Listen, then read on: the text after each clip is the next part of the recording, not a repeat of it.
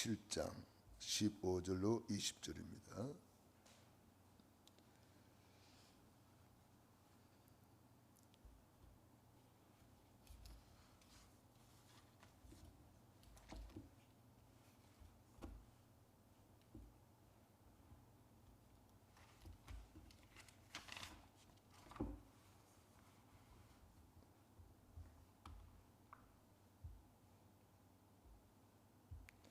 마태복음 7장 15절로 20절 말씀을 같이 읽습니다. 거짓 선지자들을 삼가라. 양의 옷을 입고 너희에게 나아오나 속에는 노략질하는 일이라. 그들의 열매로 그들을 알지니 가시나무에서 포도를 또는 은kon기에서 무화과를 따겠느냐. 이와 같이 좋은 나무마다 아름다운 열매를 맺고 못된 나무가 나쁜 열매를 맺나니 좋은 나무가 나쁜 열매를 맺을 수 없고 못된 나무가 아름다운 열매를 맺을 수 없느니라. 아름다운 열매를 맺지 아니하는 나무마다 찍혀 불에 던져지리라. 이러므로 그들의 열매로 그들을 알리라. 아멘. 오늘 마태복음 7장 15절로 20절에 있는 말씀을 중심으로 복음의 열매, 이러한 제목으로 은혜를 나누겠습니다. 하나님은 심은 대로 거두게 하십니다. 사람이 무엇으로 심든지 그대로 거두리라 그랬습니다. 이 세상은 거짓으로, 거짓의 아비 마귀가 지배하고 짝퉁 이런 것들이 또 판을 치고 있고 가짜 뉴스 이런 것들이 너무 많이 난무하고 있고, 특별히 마지막 때는 거짓 선지자들을 삼가라 그랬습니다. 이 거짓 선지자가 뭡니까?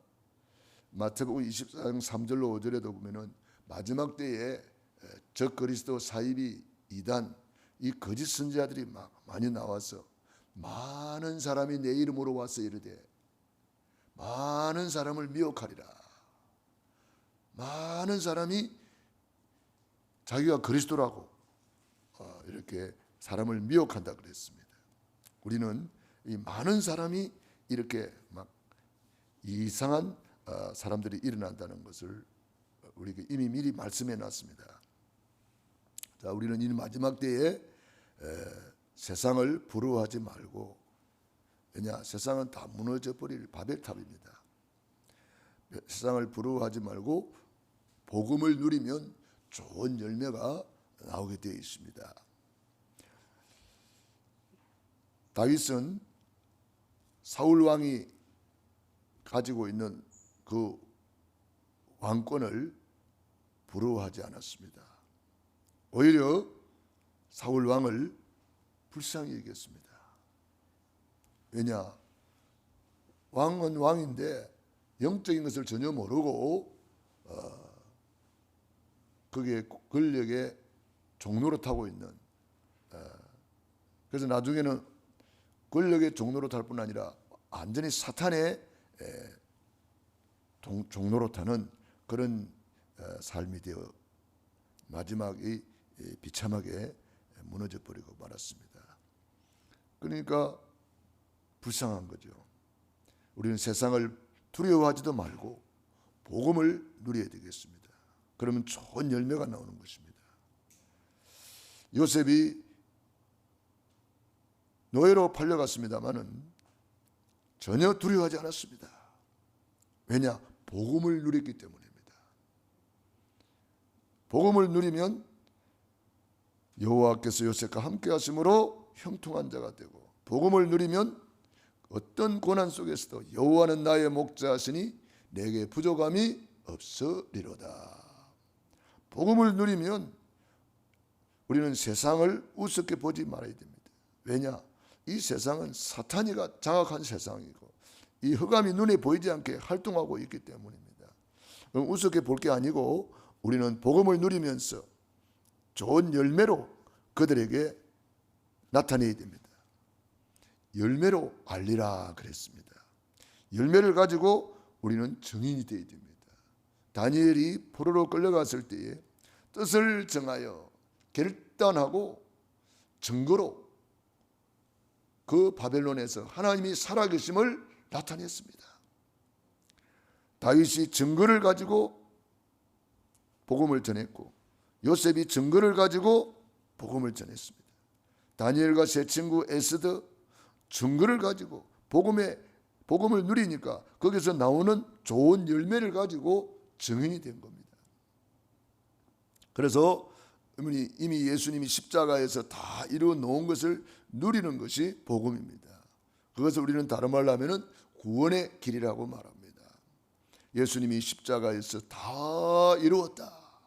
우리 과거 문제 다 끝내고 현재 문제 그리스도 안에 다 있고 미래 문제는 주님이 다 책임지신다는 거예요.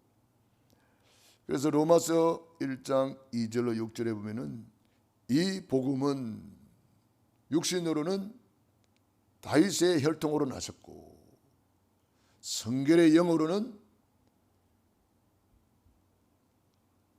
십자가에 죽으시고 부활하셔서 하나님의 아들로 인정이 되셨다. 이 복음은 그랬습니다.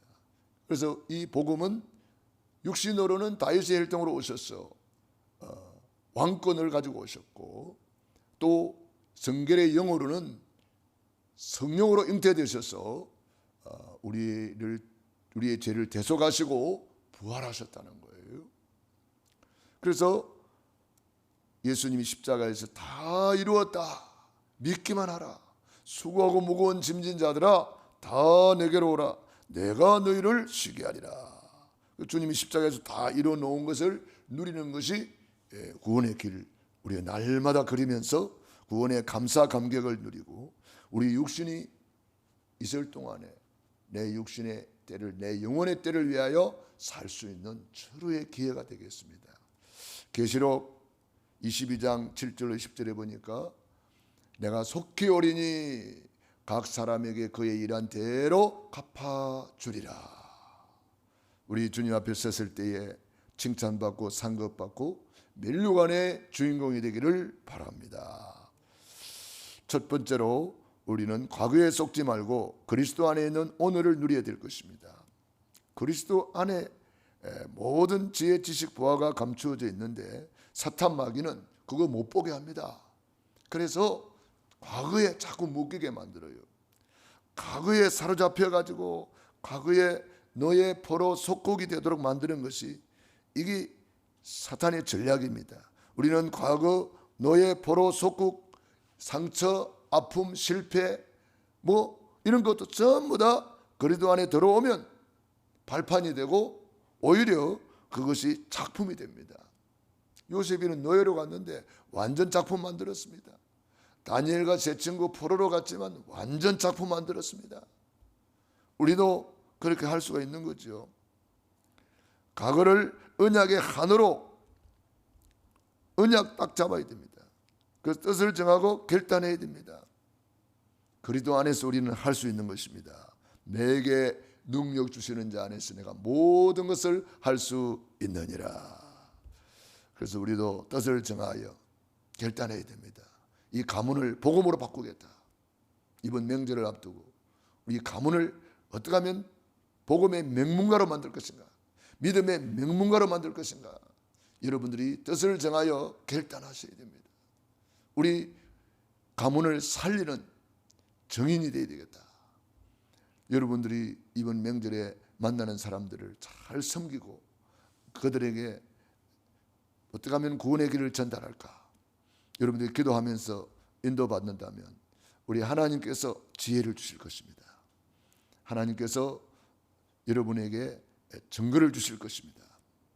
그래서 여러분들이 지금부터 잘 준비를 하고 기도로 준비하고 또 선물도 준비하고 그래서 이번에 만나는 사람들을 전부 다 축복으로 만들고 구원의 길을 전하는 전도의 현장으로, 가문 복음화의 현장으로 만들어야 되겠습니다. 두 번째, 가짜 성공을 부러워 말고 그리스도 안에 있는 참된 복을 누려야 되겠습니다. 마태복음 5장에 예수님께서 8가지 복을 말씀하셨습니다. 심령이 가난한 자는 복이 있나니 천국이 저희 것이며, 애통하는 자는 복이 있나니 저희가 위로를 받을 것이며, 온유한 자는 복이 있나니 땅을 기업으로 받을 것이다.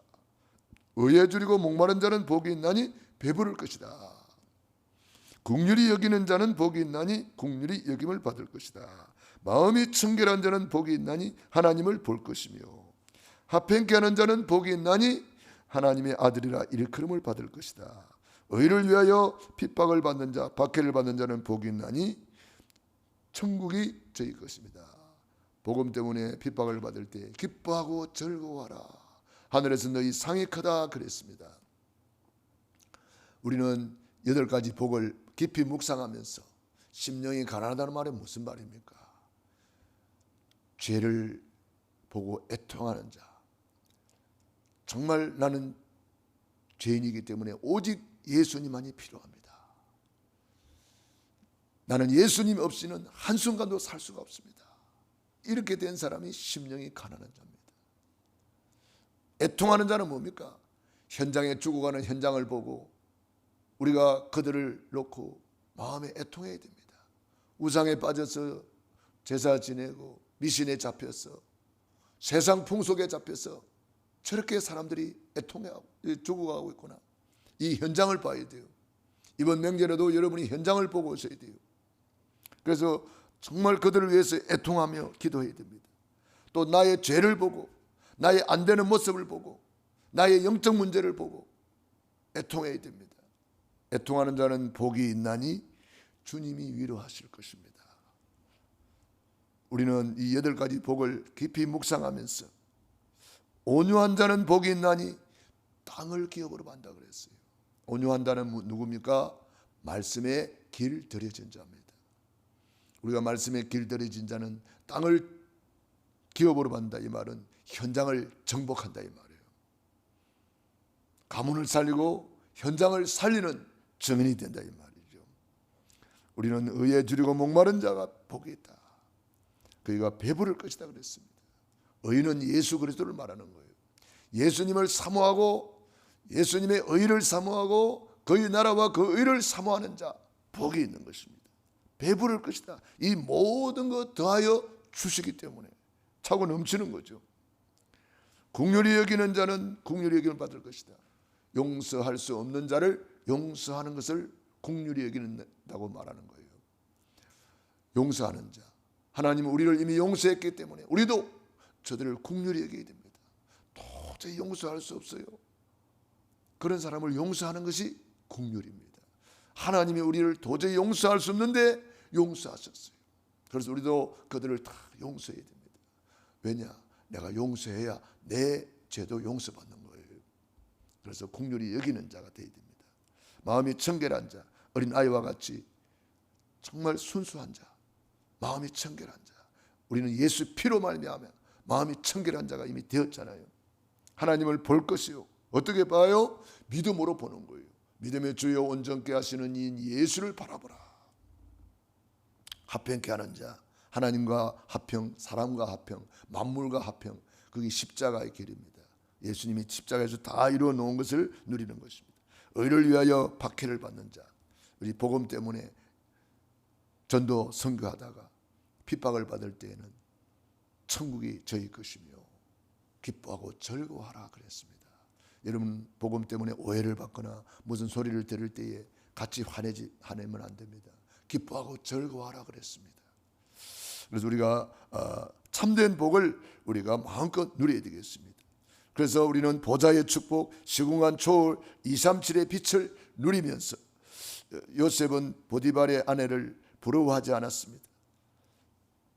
부러워했다면 보디발의 아내 말을 잘 들어가지고 거기에 빠져버렸겠죠. 요셉은 오히려 불쌍히 여겼습니다.